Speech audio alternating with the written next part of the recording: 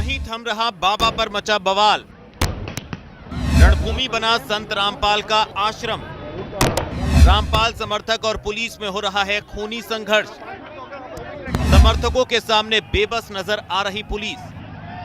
झड़प में घायल हुए सैकड़ों लोग। पुलिस ने मीडिया पर निकाली भड़ास। अब संग्राम पर शुरू हुई सियासत। अब सवाल ये, कब होगी संत रामपाल की गिरफ्तारी? गिरफ्तारी से क्यों डर रहे हैं रामपाल? कब थमेगा बाबा रामपाल पर मचा बवाल?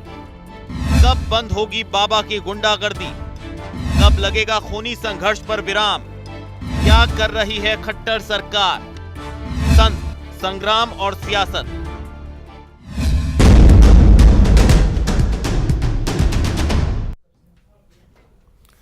जी न्यूज की इस खास कार्यक्रम राज चक्र में आज फिर आप सबका स्वागत है। मैं एसएन विनोद आज अपने खास मेहमानों के साथ चर्चा करूंगा एक बाबा की, कथित बाबा की गिरफ्तारी को लेकर मचे बवाल पर। देश में ना जाने कितने संत और बाबा हैं और उनकी अनुयायियों की संख्या भी किसी से छिपी नहीं, लेकिन समय समय पर इन पर कई संगीन आरोप भी लगते रहे और भले ही कोर्ट ने उनकी गिरफ्तारी के आदेश दिए हों, लेकिन उनके गिरफ्तार करने में उनके समर्थक ही सबसे बड़ी रुकावटें डालते रहे हैं। अब हिसार में कथित संत रामपाल को गिरफ्तार करने में बाबा रामपाल के समर्थकों ने पुलिस की नाक में दम कर रखा है। पुलिस और बाबा के समर्थकों की झड़प में कई लोग घायल हो गए हैं। वहीं हरियाणा की खट्टर सरकार पर कानून व्यवस्था को लेकर विरोधी सवाल भी उठाने लगे हैं।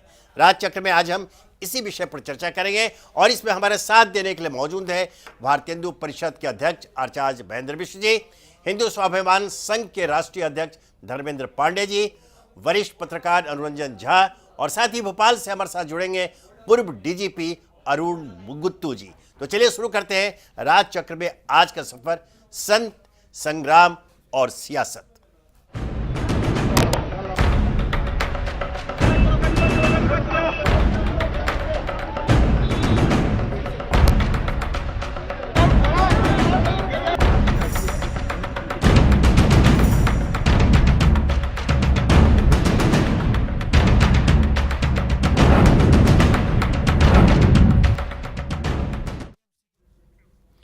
संत रामपाल को पंजाब और हाईकोर्ट में पेश होने का आदेश दिया गया है, लेकिन रामपाल को पुलिस अभी तक गिरफ्तार नहीं कर सकी है।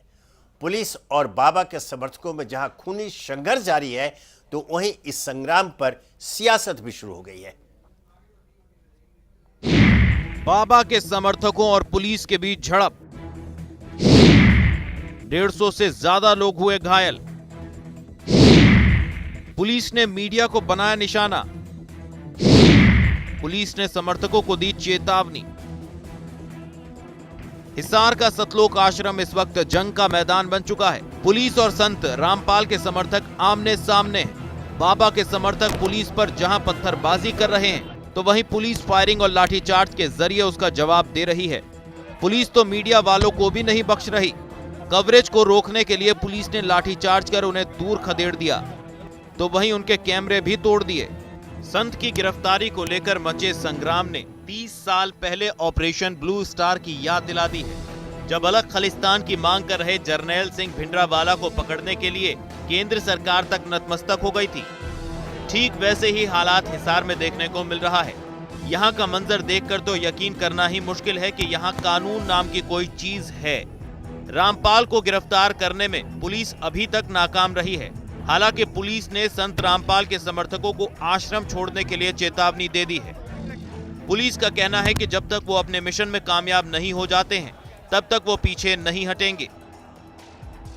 आश्रम की तरफ से पूरी रेजिस्टेंस दिखाई गई है और हमारे 2 कर्मचारी ऐसे हैं जिन्हें गोली लगी है, वे अस्पताल में हैं। बाकी डिटेल मेरे पास लगातार अभी आए जा रहे हैं। ऑपरेशन जारी रहेगा और जब तक हम इसको अपराधी को पकड़ नहीं लेंगे, तब तक आश्रम जारी। विरोधियों का सरकार पर निशाना। कानून व्यवस्था सरकार की जिम्मेदारी। एक बाबा को पकड़ने में पुलिस बल के पसीने छूट गए, उससे तो हरियाणा की खट्टर सरकार पर सवाल भी उठने लाजमी है। विरोधी पार्टी कांग्रेस हो या फिर आम आदमी पार्टी, कानून व्यवस्था के मुद्दे पर सरकार को कटघरे में खड़ा कर रही है। हरियाणा के पूर्व मुख्यमंत्री भूपेंद्र सिंह हुड्डा का कहना है कि इस समस्या का हल जल्द ही निकलना चाहिए और कानून व्यवस्था सरकार की जिम्मेदारी है। वहीं आम आदमी पार्टी का कहना है कि आखिर सरकार इन बाबाओं से कैसे निपटेगी। पत्रकारों पे हमला हुआ है वो निंदनीय है, क्यों पत्रकार तो किसी पक्ष के नहीं होते और ये क्या मेरे को पूरी घटना का अभी मालूम नहीं है, मैं उसकी दरियाफ्त भी करूंगा, लेकिन मेरा यही है कि जो हुआ वो तो हो गया, लेकिन आगे भी और इसको वर्ष ना हो सिचुएशन, बैठ के कोई ना कोई रास्ता निकालना चाहिए। बहुत दुर्भाग्यपूर्ण है और हमारी खासतौर पे हरियाणा की पूरी व्यवस्था पे एक टिप्पणी है। एक बाबा है जो कानून से ऊपर है और एक पुलिस है जो कानून से ऊपर है।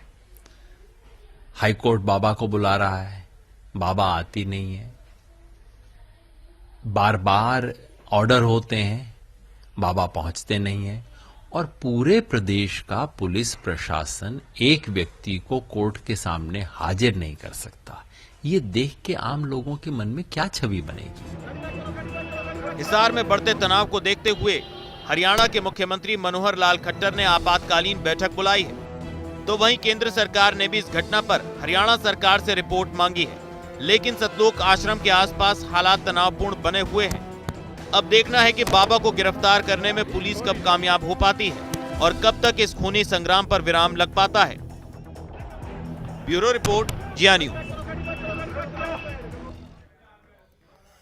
तो एक कथित बाबा जो स्वयं को पुलिस, कानून और न्याय से ऊपर मान रहे हैं और घटनाक्रम के बीच जो कुछ हो रहा है उससे ऐसा लग रहा है कि स्वयं पुलिस भी अपने को कानून से ऊपर मान रही है। यह विचित्र स्थिति है, लेकिन बहरहाल हमारी चिंता इन बाबाओं को लेकर है जो कथित रूप से कुछ व्यक्ति स्वयं के नाम में बाबा के उपमा लगाकर आम जनता की आंखों में धूल झोंककर उनकी धर्मांधता का दुरुपयोग कर उन्हें ठगते रहते हैं। समाज में ऐसे लोगों की कमी नहीं है। ऐसे जो कुछ बहुत सारे जो बाबाओं के नाम आते हैं, जो फिलहाल हमारे पास कथित संत रामपाल का नाम है, इन पर हत्या का मामला है, हत्या के आरोपी है, बलात्कार के आरोपी है। इसके पहले निर्मल बाबा पर धोखाधड़ी का आरोप लग चुका है। बाबा राम रहीम पर हत्या और बलात्कार के मामले हैं। आशा राम पर भी मामले हैं, जेल के अंदर है। तो ये जो है हमारी जो धर्मनिष्ठ जो हमारा समाज है, जो हमारी संस्कृति है, उसके ऊपर चोटिल कर रहे ऐसे व्यक्तियों के खिलाफ समाज को ही खड़ा होना पड़ेगा। चूंकि अभी यह साफ हो चुका है कि कानून और व्यवस्था के नाम पर जो कुछ होता है उसके साथ एक खिलवाड़ करने में सफल होते हैं अपने धर्मांध अनुयायियों के कारण। अभी जो कुछ हुआ संत रामपाल के आश्रम में, सतलोक आश्रम में पुलिस पहुंचती है, हाईकोर्ट के आदेश पर उन्हें गिरफ्तार करना है, लेकिन उन्होंने ढाल बना लिया है अपने अंधविश्वास से युक्त जो उनके अनुयायी हैं, उन्हें महिलाओं को, बच्चों को सामने कर दिया है। और आरोप तो अब ये लगे हैं, आज जो आश्रम के प्रवक्ता ने यह आरोप लगाया है कि पुलिस पिटाई के कारण 4 महिलाओं की मौत हो गई है। हालांकि संदिग्ध है, लेकिन उन्होंने सार्वजनिक रूप से यह आरोप लगाया। जबकि हरियाणा पुलिस के डीजीपी का कहना है कि पथराव में उनके पुलिस कर्मियों के घायल होने की खबर की पुष्टि की गई है। आरोप यह है कि आश्रम के अंदर, यह बड़ा दुखद आरोप है और आश्चर्यजनक आरोप है कि आश्रम के अंदर रिटायर्ड अवकाश प्राप्त फौजी रामफल के समर्थन में वहां उनको बचाने के लिए मौजूद हैं। आरोप है कि आश्रम के अंदर पेट्रोल बम और अन्य घातक हथियार वहां जमा किए जा चुके हैं। आरोप यह है कि अगर उन्हें गिरफ्तार किया जाता है तो वहां पर दंगे मचेंगे, खून की नदियां बहेंगी। इसमें सचमुच अभी जैसे रिपोर्ट दिखा है कि यह याद आती है 80 के आरंभ में जब संत भिंडरा वाले, उनके नाम के बागे संत लगा तो वो तो शायद संत है, जब स्वर्ण मंदिर में उन्होंने पूरे कानून व्यवस्था को चुनौती देते हुए उन्हें भी गिरफ्तारी का आदेश मिला था, वो वहां जाकर छुप गए थे, वो बाहर नहीं निकल रहे थे। तब उस समय की शक्तिशाली केंद्र में प्रधानमंत्री इंदिरा गांधी ने बहुत बड़ा जोखिम उठाते हुए फैसला लिया, वहां सेना को अंदर भेजा और दुखद रूप से संत भिंडरावाला की मौत हो गई। हालांकि उसकी कीमत स्वयं इंदिरा गांधी को अपनी जान गंवा कर देनी पड़ी। यह उदाहरण भी हमारे सामने है।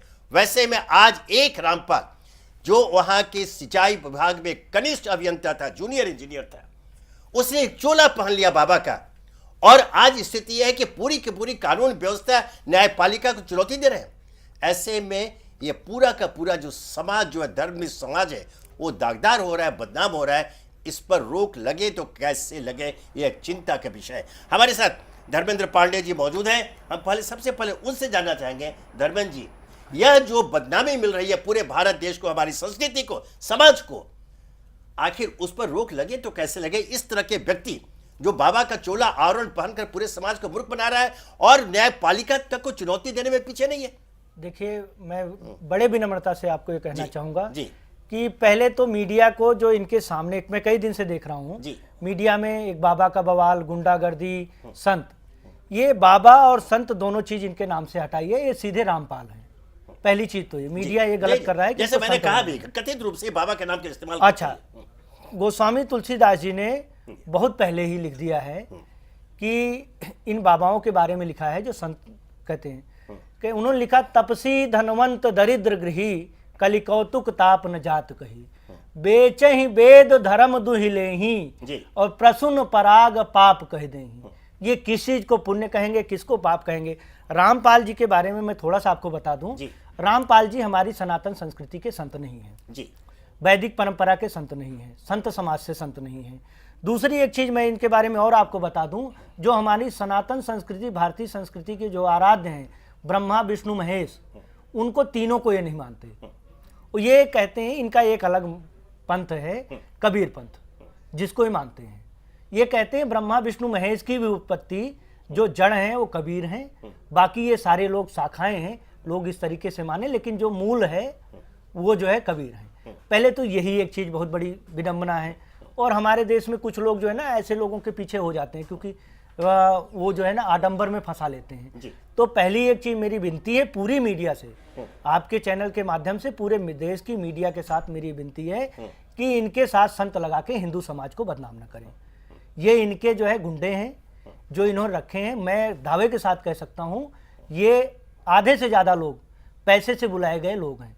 इस बेरोजगारी के युग में इन्होंने फौजियों को जो रखा है, जो वहां पे मैंने देखा टीवी में हथियार लेके खड़े हैं, वो निश्चित तौर से सैलरीड हैं, पेड वर्कर हैं। वो अपनी एक प्रोप्राइटरशिप फर्म है, सतलोक आश्रम एक प्रोप्राइटरशिप फर्म है, और उस फर्म के मालिक हैं रामपाल जी।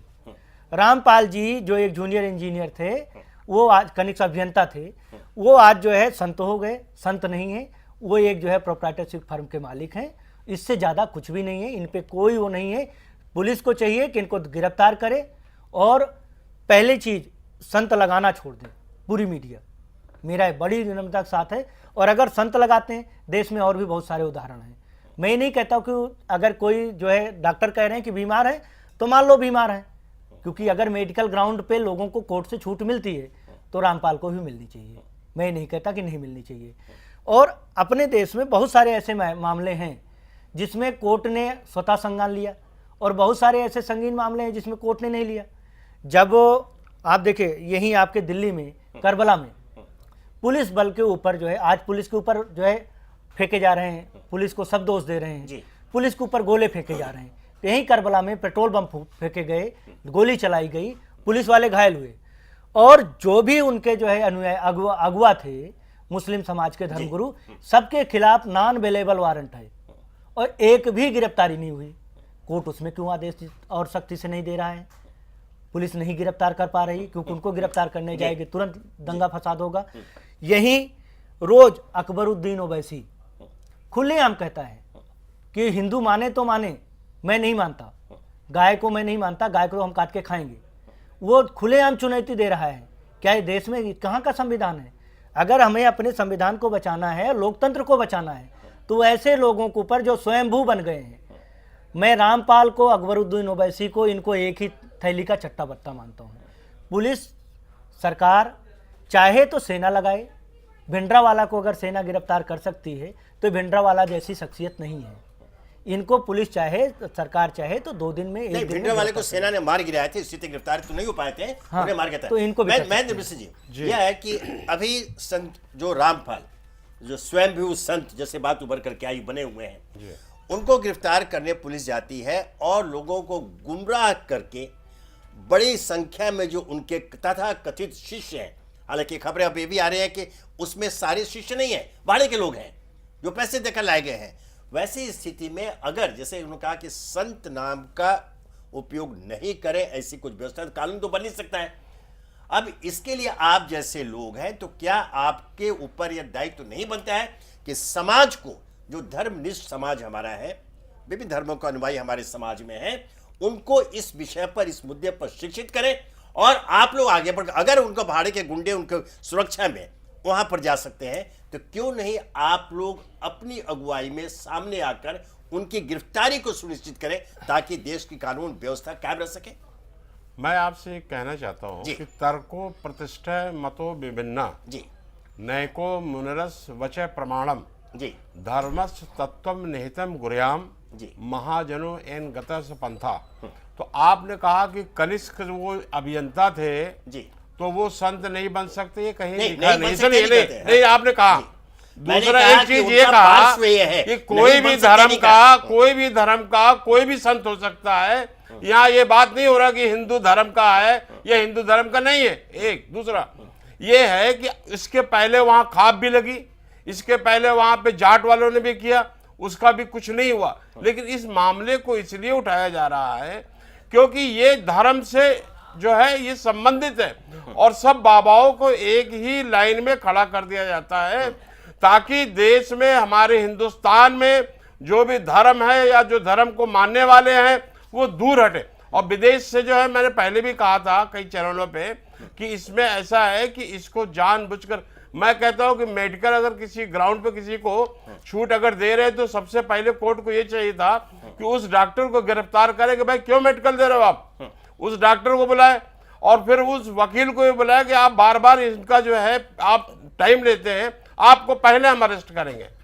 तो ये जो चीज है वहां मिस हैंडलिंग हो रही है, वो ठीक नहीं है। दूसरी बात मैं आपको ये है कि हम लोग संत रामपाल जी बाबा के साथ बिल्कुल नहीं है। और दूसरा बात ये कि उनको कायदे से जाना चाहिए, सीधे कोर्ट में पेश होना चाहिए। बल्कि ये क्या आप जनरल डायर की तरह यहाँ पे कत्लेआम कराना चाहते हैं? पुलिस क्या कराना चाहती? अगर 50 आदमी मर जाएंगे तो क्या उनको जीवन दे पाएगी क्या? इसका हल कायदे से निकालना चाहिए। पुलिस का काम ये होता है पुलिसिंग करना, मतलब जब शांति हो तो भी मुलाकात करना। और देखिए मैं आपको एक चीज बताऊं कि हमारे यहाँ बहुत सारे बड़े पुलिस के अधिकारी आते रहे, उससे हमको सीख मिलता था कि ये अधिकारी आते, कोई मैं ऐसा काम ना करूं जिससे ये बेचारे अधिकारी कहे कि हम किसी गलत आदमी के पास जा रहे हैं। तो अगर इनके पास कोई पुलिस अधिकारी जाता होता और इनकी काउंसलिंग करता और कहता नहीं रामपाल जी आप ये काम गलत कर रहे हैं, आपको नहीं, लेकिन कोई गया नहीं होगा। नहीं मिश्र जी, मैं आपको यहाँ पर संशोधन करना चाहूंगा। पुलिस अधिकारी जब वारंट हाईकोर्ट ने निकाला, आश्रम के गेट तक पहुंचे, वहां के अधिकारियों को समझाने की कोशिश की, लेकिन वे नहीं माने। दूसरी बात में फिर आपने जो कहा कि उनका कनिष्ठ अभियंता बन सकता नहीं, आपत्ति वो नहीं है कि एक व्यक्ति जिस पर नर बलि के लिए एक युवक की हत्या का आरोप है, जिसकी जांच चल रही है, वो मामला हाईकोर्ट कहानी तो बहुत सारी बन जाती है। नहीं, वो आरोप ही है। अगर निर्दोष मिश्र जी, अगर निर्दोष है अदालत में जाकर अपने को निर्दोष सिद्ध करें। मैं आपको एक चीज बता रहा हूं कि जहां धर्म है ना वहां जाति भी है, जहां धर्म है वहां जाति है, और जहां जाति है वहां पार्शियलिटी जरूर होगी। तो वहां पे जो है पार्शियलिटी चल रही है। महेंद्र मिश्र जी, मैं आपसे जानता हूं इसमें पार्शियलिटी और जाति के बाद कहां आती है? जब बिल्कुल आती है, बिल्कुल 101% आती है। उनके आश्रम से छत बिछत जली हुई युवक की लाश निकली उनके आश्रम से, उसके पैर के अंगूठे काटे हुए थे, उनको आग से जलाया गया था ना, उनका हाथ पर बंधे हुए थे। ये प्रमाण मिलने के बाद अगर किसी आदमी को, मेरी बात सुनिए, इसका बैकग्राउंड पार्श्व सुन लीजिए। यह पहले जब पुलिस में मामला दर्ज हुआ, पुलिस ने क्लोजर रिपोर्ट दिया कोर्ट में, कोर्ट ने नहीं माना। जब आपत्ति की गई, कोर्ट के आदेश पर फिर से जांच हो रही है और उसी सिलसिले में उन पर वारंट इशू हुआ था अदालत में हाजिर होने का। हालांकि अभी जो ताजा मामला है जिसे गिरफ्तारी की बात चल रही है, अदालत की अवमानना का है, क्योंकि वो हाजिर नहीं हुए।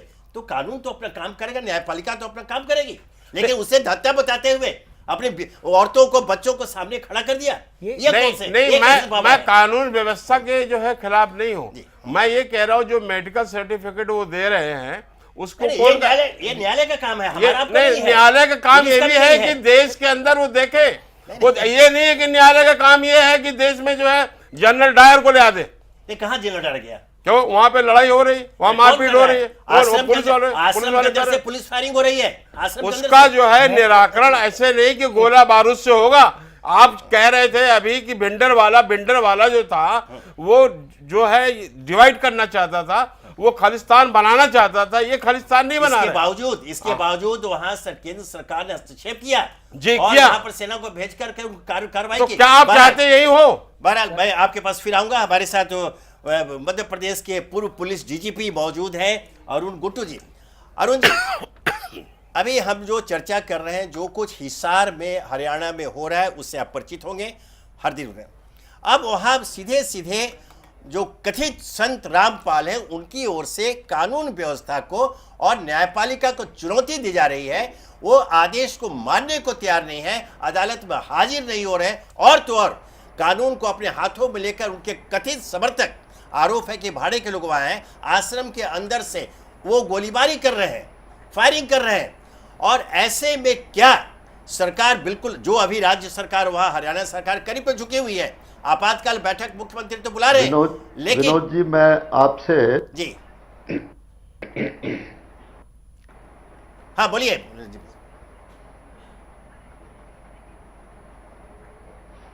बिल्कुल सहमत हूं जी और चीजें बताना चाहूंगा ऐसे मौके पे। जी जो कुछ मैंने देखा उससे एक चीज बड़ी स्पष्ट है कि रामपाल जी ने अपने समर्थकों को वहां इकट्ठा किया है जी और किसी न किसी एम से इकट्ठा किया है।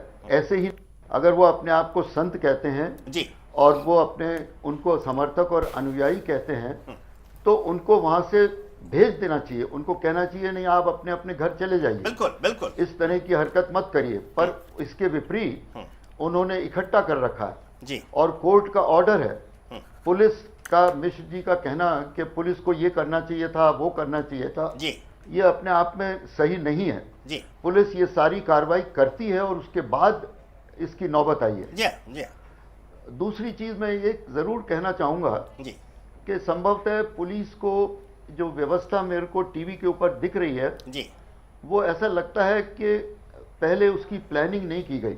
जी जो इंटेलिजेंस इकट्ठी करनी चाहिए थी, चाहे वो ह्यूमन इंटेलिजेंस हो, चाहे वो टेक्नोलॉजी से हो, बिल्कुल बिल्कुल वो इकट्ठी नहीं करी गई और पुलिस ने एक अव्यवस्थित रूप से इस ऑपरेशन को शुरू किया जी। है और इसलिए ये नौबत आ गई है। नहीं तो ऐसा नहीं हो सकता था। इन्होंने अपनी दीवारें बना रखी हैं, परकोटा बहुत ऊंचा कर रखा है, इसको तोड़ा जा सकता था। और इसी तरह से जो प्रेस के विरुद्ध जो पुलिस कार्रवाई कर रही है, वो भी मुझे लगता है कि बिल्कुल नहीं।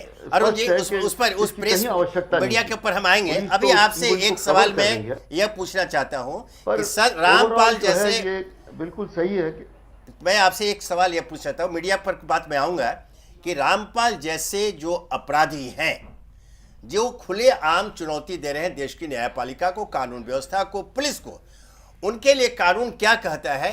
वहां पुलिस को अब ऐसी वर्तमान परिस्थिति में जो मामला बिगड़ा हुआ, क्या कदम उठाने चाहिए और न्याय संगत कौन सी कार्रवाई की जानी चाहिए? अरुण जी।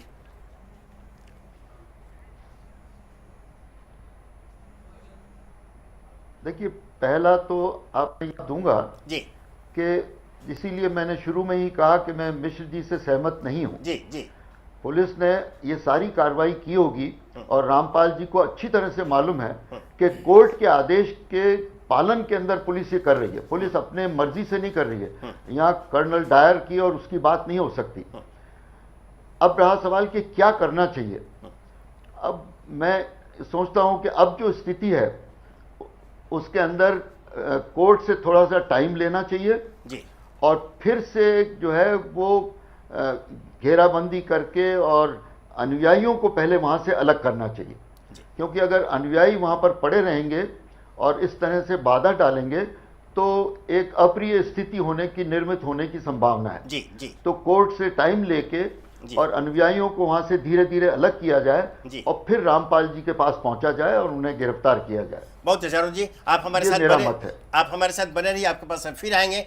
अभी हमारे मध्य प्रदेश के पूर्व डीजीपी अरुण गुट्टू जी ने एक सवाल और उठाया। मीडिया पर जो आक्रमण हुआ, सारे हम लोगों ने टीवी पर विजुअल्स देखे, किस प्रकार से मीडिया कर्मियों की पिटाई पुलिस वालों ने की। हमारे साथ वरिष्ठ पत्रकार अनुरंजन झा जी मौजूद है। अनुरंजन जी, आपने सारी घटना को देखा होगा, जानकारी भी आपकी होगी। आरोप यह है कि एक ओर तो आश्रम के अंदर कथित संत रामपाल के अनुयायी और स्वयं उनके लोगों ने गुंडागर्दी का सहारा लिया, और दूसरी ओर पुलिस वहां अपना कर्तव्य निष्पादन कर रहे मौजूद मीडिया कर्मियों को ही निशाने पर लिया। आरोप यह है अरुण जी कि यह इसलिए किया कि ताकि वहां जो कुछ हो रहा है उसका जो है वो फिल्मीकरण, उसकी रिकॉर्डिंग मीडिया वाले न कर पाए, उसका प्रचार प्रसार न हो पाए। अर्थात दूसरे शब्दों में हम यह कह सकते हैं कि मीडिया का मुंह बंद करने के लिए हरियाणा पुलिस ने ऐसे आपराधिक अमानवीय कृत्य को अंजाम दिया। इसके लिए हमें क्या करना चाहिए, अनुरंजन जी, मैं आपसे जानना चाहता हूं। विनोद जी देखिए, इस पूरे मामले पे मेरा साफ साफ कहना है कि ये जो तथा कथित बाबा है वो बेकाबू है जी, और वहाँ की सरकार बेबस है। ये जो नई सरकार बनी है, ये सरकार अगर इस तरीके से काम कर रही है और पुलिस को इस तरीके से चार्ज दिया जा रहा है कि जो सच बाहर लाने वाली मीडिया को ही पीटा जा रहा है, तो बहुत ही देश के लिए दुर्भाग्यपूर्ण है। इस पूरी परिस्थिति में हालांकि गृह मंत्री ने इसका खंडन किया, उन्होंने कहा है कि इसकी जांच की जाएगी। वो तो एक बयान है। यह बात भी जज नहीं अरुण जी। गृह मंत्री ने राज्य सरकार से रिपोर्ट मांगी जी। केंद्र में और राज्य में दोनों एक सरकार, एक पार्टी की सरकार है, उनके लोग बने में यह जो औपचारिकता का जो दिखावा कर रहा है कि आपने रिपोर्ट मांगी, यह बात गले के नीचे देश को उतरने वाली नहीं है। बिल्कुल यही मैं कहने वाला था कि यह औपचारिकता का एक आडंबर जो रचा जा रहा है, इसको काबू में करने की जरूरत है। और इस पूरे मामले में रामपाल के मामले में ये बिल्कुल साफ है कि सरकार एकदम फेल्योर साबित हुई है। और सरकार, चूंकि आरोप अब कोर्ट ने क्या कहा, आपने कल सुना, कोर्ट ने कहा कि अगर संत रामपाल नहीं आते तो अब अगले आदेश पे मुख्यमंत्री हाजिर आना पड़ेगा। तो ये जब कोर्ट इस तरीके से सख्त हो रहा है तो मुख्यमंत्री को समस्याएं खड़ी हो रही हैं। बात मीडिया के जरिए ही लोगों तक पहुंची है। सच पूछिए तो मैं इस घटना से पहले रामपाल को जानता नहीं था, जबकि मैं तकरीबन 20 साल से मीडिया में हूं और मैं बहुत ही धार्मिक प्रवृत्ति का व्यक्ति हूं। अरुण जी, इनके बारे में एक और मैं अरुण जी इनके बारे में एक बता दूं, उनका पार्ट जैसे आप नहीं जानते थे, ये वही रामपाल हैं जो आज से 8 साल पहले सन 2006 में इन्होंने स्वामी दयानंद की एक पुस्तक पर टिप्पणी की थी, जिस पर भारी प्रतिक्रिया, बल्कि प्रतिकूल प्रतिक्रिया उनके समर्थकों जो आर्य समाज की ओर से आई थी। उस सिलसिले में अपने 24 समर्थकों के साथ रामपाल को वहां की पुलिस ने 13 जुलाई 2006 को गिरफ्तार कर जेल भेज दिया था। वही व्यक्ति है। बिल्कुल मुझे याद है वो प्रकरण, लेकिन मेरे कहने का मतलब ये था कि जिस तरीके से इनके नाम की चर्चा हो रही है, जिस तरीके से पूरे देश की मीडिया में ये अब छाए हुए हैं और पूरा प्रकरण दिख रहा है, ये एक तथाकथित स्वयंभू, मैं तो संत कहूंगा नहीं, मैं बाबा कहूंगा नहीं, ये एक तथाकथित स्वयंभू गुंडे का ये कमाल है कि इस देश के कानून को अपने कब्जे में ले लिया और देश का कानून बेबस है। सरकार फेल्योर है, सिस्टम फेल्योर है। जैसा कि अरुण जी ने कहा कि जैसा अरुण जी ने कहा कि पुलिस ने अपनी कार्रवाई की होगी, बिल्कुल की होगी। पुलिस अपने प्रोसेस में ही काम कर रही होगी। नहीं, पुलिस वहां गई है, कोर्ट के आदेश के पुलिस ने समझाने की कोशिश कोर्ट की, के आदेश के बाद अधिकारियों को, आश्रम के अधिकारियों को बताया गया यह कोर्ट का आदेश है, हमें इसका क्रियान्वयन करने दीजिए। सरकार से सवाल ये होना चाहिए विनोद जी कि आखिर ऐसी क्या वजह हुई, जितने लोग वहां खड़े हैं आज, जितनी महिलाएं, जितने औरतें, जितने बच्चे वहां खड़े हैं, ये सब एक दिन में नहीं आए होंगे। ये इस पूरे प्रोसेस में, ये वहां आश्रम में सब नहीं रहते, ये बाहर से आए हुए लोग हैं। ये वक्त क्यों दिया गया? वहां उनकी एजेंसी का फेलियर है जी। ये वक्त क्यों दिया गया कि इतने लोग वहां आके खड़े हो गए? और अब जैसा अरुण जी ने कहा कि बिल्कुल अब वैसा ही किया जाना चाहिए, एक वक्त लिया जाना चाहिए, क्योंकि ये अनुयायी वहां पे सालों भर तो रहेंगे नहीं, अब उनको वहां से बाहर जाना देना चाहिए। अब स्थिति ऐसी है कि कल को ये हो सकता है कि दाऊद 2000, 20,000, 2 लाख लोगों को इकट्ठा कर ले, अब बोले मुझे गिरफ्तार करो जी, ये सारे घेर के में खड़े हैं। ये कुछ उस किस्म का ही की प्रक्रिया शुरू हो गई है देश में कि आडंबर के सहारे अपने आप को बचाने की कोशिश हो रही है। ये बहुत ही दुर्भाग्यपूर्ण है। अनुरंजन जी, आपसे एक सवाल मीडिया से जुड़ा हुआ है जी। आज जो कुछ हुआ, जिस तरह हम लोग विजुअल्स अभी भी देख रहे हैं, हम विजुअल्स जी। जिस तरह से पत्रकारों को वहां पुलिस ने पिटाई की, वो अपनी ड्यूटी कर रहे थे, अपना कर्तव्य निष्पादन कर रहे थे, उसके जो उसके प्रतिक्रिया क्या हुई? वहां जो है मानवाधिकार आयोग ने डीजीपी को एक पत्र लिखकर आपत्ति दर्ज की है जी। यह आश्चर्यजनक है। मैं आपसे जानना चाहता हूं, मैं थोड़ा अपने ज्ञान में भी वृद्धि करना चाहता हूं कि यह जो मीडिया कर्मी जो है और जिस संस्थान का प्रतिनिधित्व वो पत्रकार जिनकी पिटाई हुई, वो सभी एक तरह से मौन दिख रहे हैं। न तो उनके चैनल पर से प्रतिक्रिया आ रही है ना, और न सार्वजनिक रूप से ऐसा कोई विरोध प्रकट किया जा रहा है ताकि सरकार स्वयं माफी मांगे। आखिर इसके पीछे क्या खेल है? देखिए, ये तो बहुत ही बड़ा एक आडंबर रचा गया है और जिस तरीके से पूरा मीडिया एक तरीके से हर चीज़ में गुणगान कर रहा है, ये बहुत ही एक दुर्भाग्यपूर्ण दिशा की तरफ हम बढ़ रहे हैं। और ये बहुत कष्ट का विषय है कि मीडिया बार बार कटघरे में मीडिया को खड़ा किया जाता है, लेकिन जैसा कि हम और आप जानते हैं कि मीडिया, किसी भी मीडिया संस्थान को चलाने के लिए जिस धन की आवश्यकता होती है, वो धन अगर ये कॉरपोरेट घराने ही काबू में करते हैं और उनका अगर एक तरीके से अंदर गठबंधन है, सामंजस्य उनका अपना बनता है, तो ऐसी परिस्थिति में मैं एक चीज मैं बीच में बोलना चाहता हूँ कि अर्थातुराणाम न गुरुवम न बंधु जी, ये धन का मामला है। ऊपर के लोग जो है मीडिया में जो बैठे हुए हैं, ऊपर के लोग, उनको तगड़ा पैसा मिल रहा है।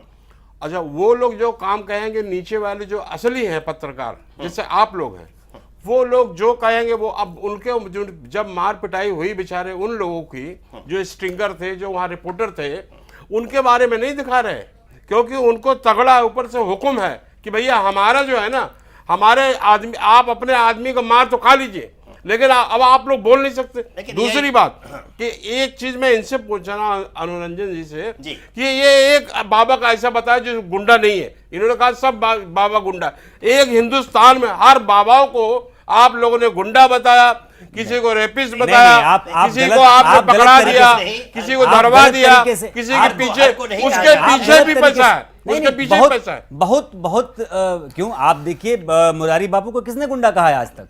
अरे बस नहीं चल रहा, वो बस नहीं चल रहा, अभी क्या बात करते हैं? भैया पैसा लेते हैं, आप क्या बात वो करते। बहुत सारे ऐसे लोग हैं, आप बहुत सारे ऐसे लोग हैं, बहुत सारे ऐसे लोग हैं जिन जो गलत काम नहीं करते। कहना है मैं समझता हूँ, सुनिए कि आज 4, 5, 7 चैनल जो है वो धार्मिक चल रहे हैं।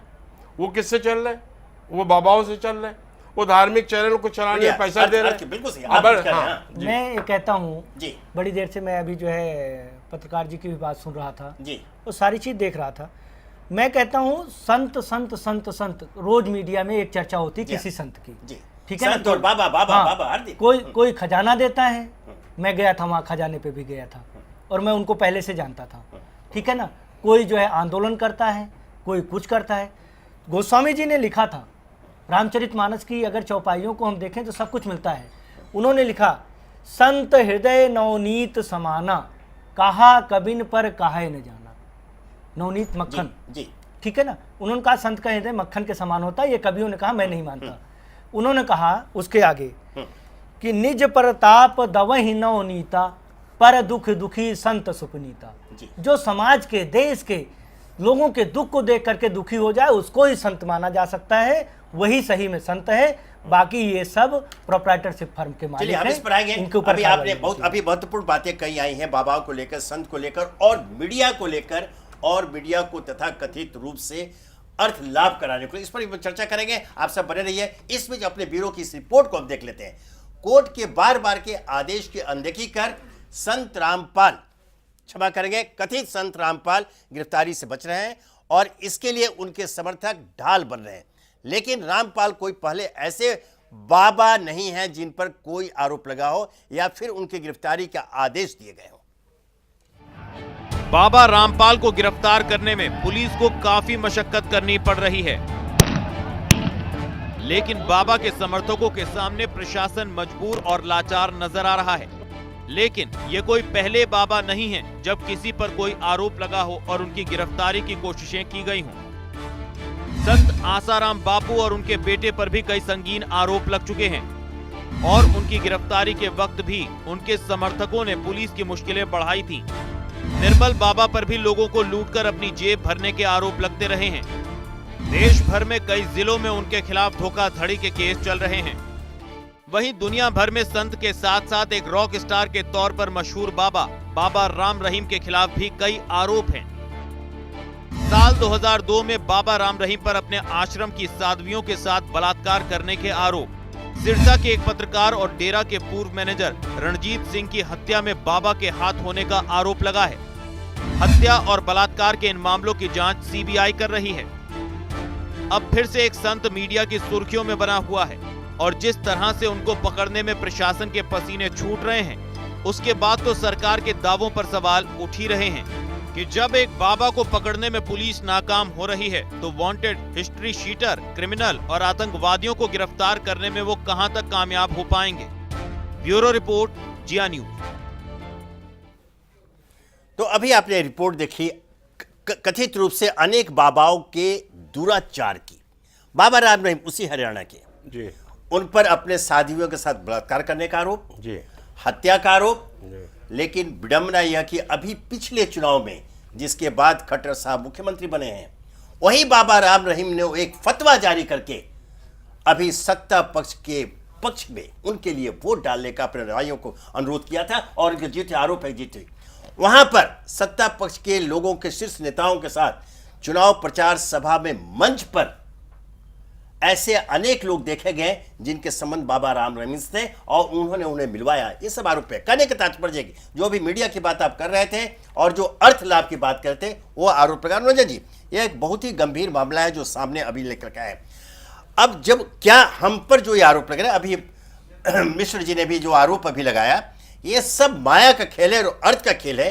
तो उसमें कथित रूप से बड़े जो कॉर्पोरेट घराने हैं जो मीडिया को कंट्रोल कर रहे हैं, अगर ये लेन देन के द्वारा इस तरह से अगर स्वयं बाहर के लोग छोड़िए अपने ही लोगों का मुंह बंद करने की कोशिश की जा रही है तो यह दुर्भाग्यपूर्ण है। इस स्थिति पर भी अंकुश लगना चाहिए। मैं सिर्फ 2 उदाहरण अभी यहां देना चाहूंगा अरुण जी, और अरुण जी आप भी ध्यान सुनेंगे। अभी जब यूएस में राजदीप देसाई के साथ जो मामला हुआ है, बाद में हंगामा, लेकिन मैं आपको बता दूं कि जिस दिन घटना हुई, मैं उसके मेरिट में नहीं जा रहा, उनके साथ जो दुर्व्यवहार किया गया था उसकी रिपोर्ट स्वयं उनके चैनल में उस दिन नहीं दिखाई गई। एक बड़े चैनल को रिप्रेजेंट कर रहे थे वो, दूसरे चैनल दिखलाया तो फिर बाद में और लोगों ने किया। दूसरी बात, मैं अभी सिर्फ नाम नहीं ले रहा हूं, सत्ता पक्ष के एक शीर्ष नेता ने एक बहुत बड़े चैनल के बहुत बड़े पत्रकार को एक टेलीफोन करके यह धमकी दी, या तो आप इस समाचार का खंडन करो अन्यथा इसका अंजाम भुगतने के लिए आप तैयार रहो। समय आने पर मैं वो नाम भी बता दूंगा। लेकिन इस तरह की जो घटनाएं होती रहे, और चूंकि यह मैं उदाहरण इसलिए दे रहा हूं कि उसके संचालकों ने इसका कोई संज्ञान अभी तक नहीं लिया है और वो खबर तो उतर गई थी। उस पत्रकार ने इनकार किया कि मैं खंडन नहीं करूंगा, लेकिन 2 घंटे के बाद मालिकों के द्वारा, संचालकों के द्वारा खबर उतार दी गई थी। तो यह जो है रोग, यह मीडिया में प्रवेश कर चुका है और अगर इस पर अभी अंकुश नहीं लगाया अरुण जी, तो मैं जानना चाहूंगा तो क्या वह दिन दूर नहीं लगा जब सत्ता पक्ष अपने बलबूते पर, दूसरे बलबूते पर, जो थैलियों के बलबूते पर अगर सबों का मुंह बंद करता रहेगा, तो जो हम दावा करते हैं कि हम लोकतंत्र के चौथे स्तंभ हैं और हम जनता के, समाज के, उनकी धड़कन है, उनकी बातों को हम प्रस्तुत करते हैं, तो क्या वह स्थिति समाप्त होकर एक अराजकता का आलम नहीं बन जाएगा? देखिए एक चीज मैं बीच में आपको कहना चाहता हूँ। मैंने आपको एक पेपर दिया था, उसमें मैंने ये डिमांड किया था कि 5 जो है मीडिया चैनल बनाया जाए और हर जो है स्टेट का एक पेपर होना चाहिए और जो सरकार से अनुदान मिलना चाहिए। तो ये आपको मैंने पेपर ऑलरेडी दिया हुआ और मैं मोदी के अगेंस्ट में लड़ा भी था। बिल्कुल सही बात है। अरुण जी आप कुछ कहना चाह रहे थे?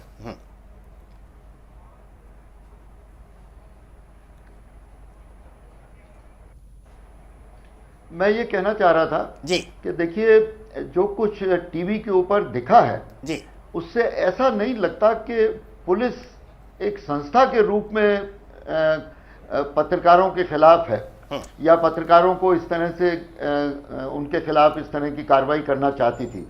जो टीवी से नजर आया उससे तो ऐसा लगा कि कुछ व्यक्तिगत पुलिस वालों ने ये हरकत करी है, जिसके लिए हम लोगों की अपनी व्यवस्था होती है पुलिस में कि उनके खिलाफ कार्रवाई की जाए कि क्यों इन्होंने अननेसेसरी जिसकी जरूरत नहीं थी वो वायलेंस करी। जनरल लोग हैं इस प्रकरण में जबकि पुलिस इतनी व्यस्त है, तो मैं नहीं सोचता कि एक संस्थागत कोई पुलिस की तरफ से ऐसी पत्रकारों के विरुद्ध कार्रवाई हुई है।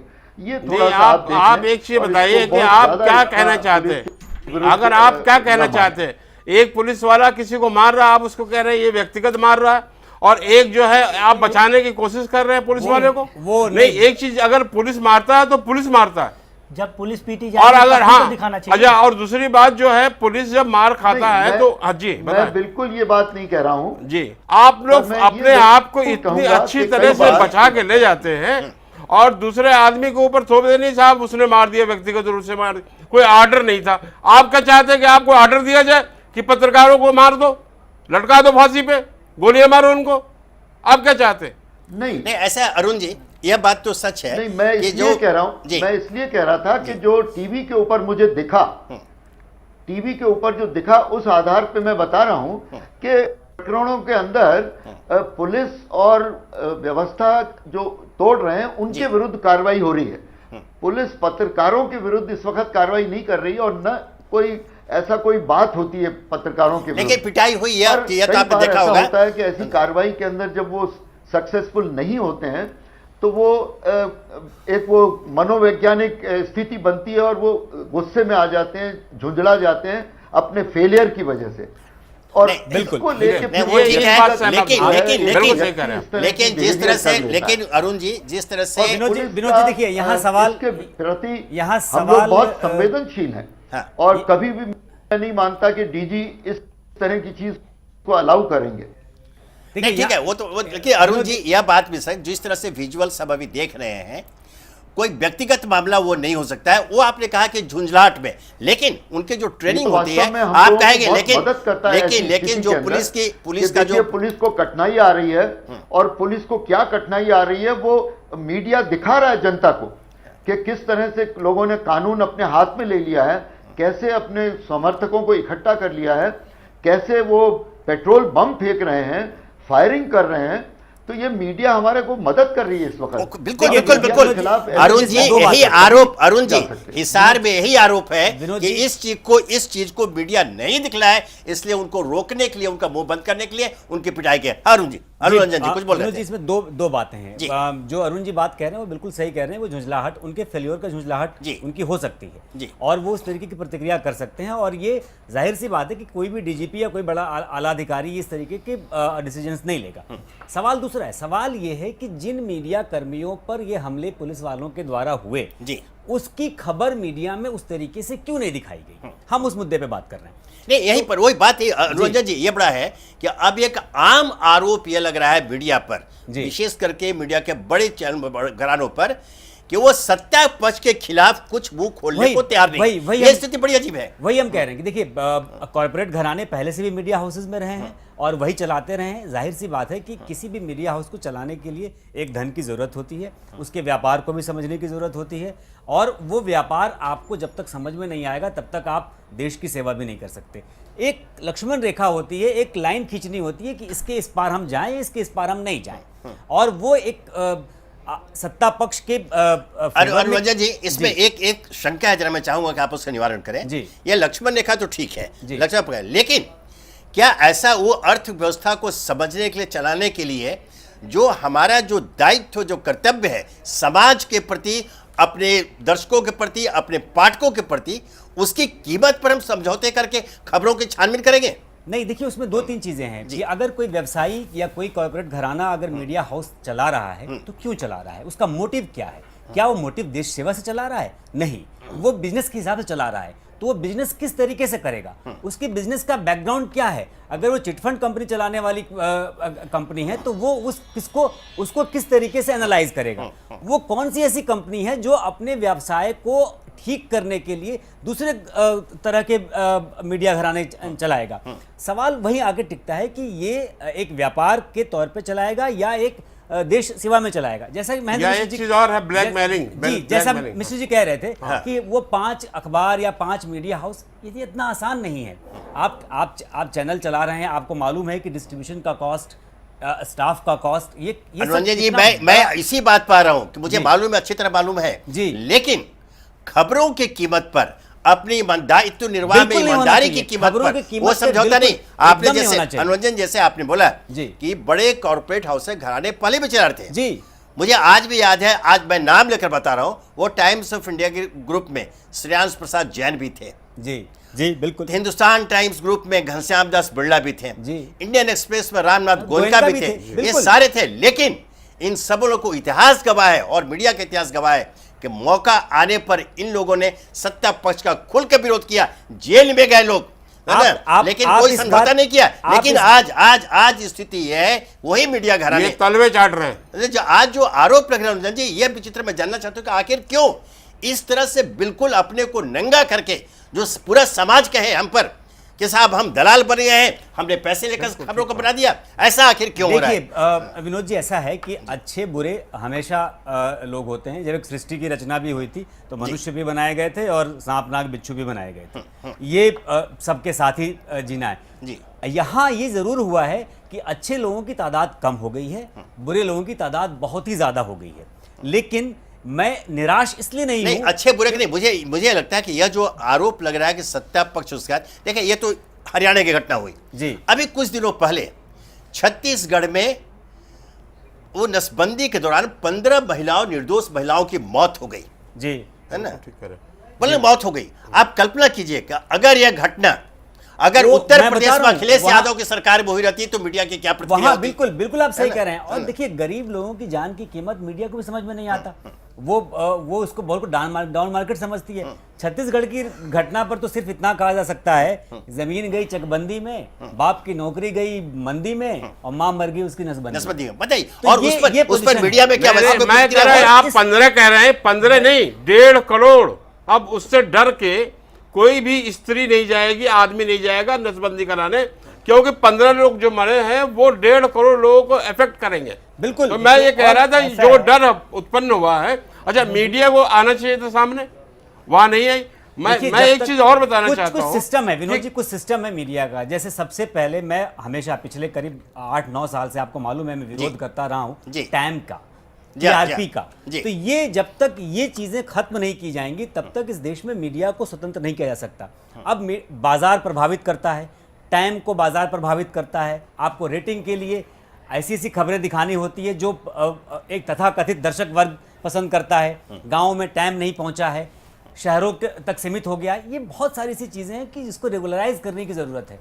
डिस्ट्रीब्यूशन का कॉस्ट इतना बढ़ गया टेलीविजन चलाने चलिए में। अनुराजा जी, उस विषय पर अब चूंकि मैं- हमारा समय समाप्त हो जा रहा है, मैं एक- अब मैं आखिरी में आपसे ये जानता हूं कि आखिर ये जो मूल मुद्दा है तथा कथित संत रामपाल का, उस सिलसिले में अब हमें क्या करना चाहिए? देखिए, ये बहुत ही गंभीर मुद्दा है जी। और इस देश के कानून को कोई भी व्यक्ति ऐसे ही आड़े हाथों ले सकता है। एक तथाकथित रूप से भगवान बन सकता जी। है और इस तरीके की घिनौनी हरकत कर सकता है, जी। हत्या कर सकता है और उसके बाद अनुयायियों की फौज खड़ी कर सकता है। ये सिर्फ इसी देश में हो सकता है। बिल्कुल बिल्कुल। आप चूंकि हमारे समय समाप्त हो मैं रहा है, एक वाक्य में अब जब मैं ये कहना चाहता हूँ कि जब ओखली में अब सर डाल दिया है तो फिर डरना नहीं चाहिए मूसल से, और कार्रवाई की जानी चाहिए। नहीं, और कार्रवाई जो है चलिए, आप मैं पुलिस कहता हूं कि जैसे उनको पत्रकार पकड़ना कभी चाहिए। पत्रकार समाज का आईना है, जी। खबरें दिखाता है। पुलिस झुंझलाहट में हो सकता है उसके ऊपर करे हो, कुछ कार्रवाई की हो, लेकिन मीडिया जो है विनोद जी, वो भी इस दोहरा संबंध में मैं रवैया फिर ना कुछ कहना अपनाए। चाहूंगा। जब पुलिस वाले मरते हैं तो उसको भी दिखाए। यही अभी आपने देखा था, एक रिक्शे वाले विनोद ने जी, सुबह मैं भोग के फिर मार इस दिया था। संबंध में कुछ कहीं कहना नहीं चला। चाहूंगा। समय समाप्त हो रहा है, आप एक वाक्य में जल्दी से बोल दीजिए, बोलिए। विनोद जी, मैं कुछ कहना चाहूंगा इस संबंध में हाँ बोलिए। कि ऐसी कोई अर्जेंसी नहीं है जी। और अनुयायियों को और फॉलोवर्स को वहां से धीरे धीरे अलग किया जाए और उसी के बाद पुलिस को कोई कार्रवाई करनी चाहिए, उससे पहले वो नहीं। कार्रवाई का अंश क्योंकि हो गया, वो अंश बिल्कुल, हो गया। अगर ये घटना हो It is सकती part of है, कार्रवाई। अगर अनुयायी इस बिल्कुल, तरह वहाँ से पुलिस बैठे वाले हुए हैं डटे वहाँ रहे। पर, चलिए, अब हमारा और समय फिर चूंकि पुलिस समाप्त कोई हो रहा है, कार्रवाई करती है। आज की चर्चा जो को शुरू वही के- विराम देते हैं। आप सबको बहुत धन्यवाद। लेकिन हाँ, जिस प्रकार से अभी हमारे अरुण गुट्टू जी ने जो परामर्श दिया वो बिल्कुल सही है कि कानून का पालन हो, न्यायालय के आदेश का अनुपालन हो, यह जरूरी है। लेकिन पुलिस का यह भी कर्तव्य दायित्व बनता है कि वहां कोई ऐसी जो है घटना न हो जिससे कि अनावश्यक जान माल का नुकसान हो।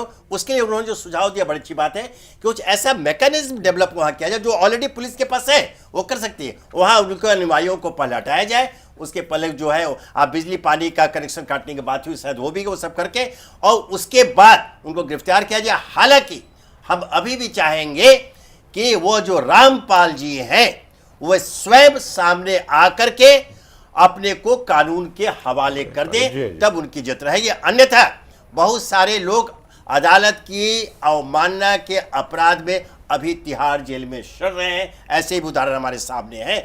तो आज की चर्चा को मिला देते हैं और इस आशा के साथ कि जो कुछ हिसार में हो रहा है, जो हो चुका है, अब उस पर पूर्ण विराम लगे और हमारे देश की कानून व्यवस्था और न्यायपालिका को कोई चुनौती न मिले। और इसके साथ ही मीडिया पर भी जो सवाल खड़े हो रहे हैं, यह बहुत दुखद है। उसके जिस प्रकार हम मान संतों को हम पूछ रहे हैं कि क्या करना चाहिए, हमसे पूछा जाता है कि जो मीडिया में जो ये रोग घुस गया, क्या करना चाहिए।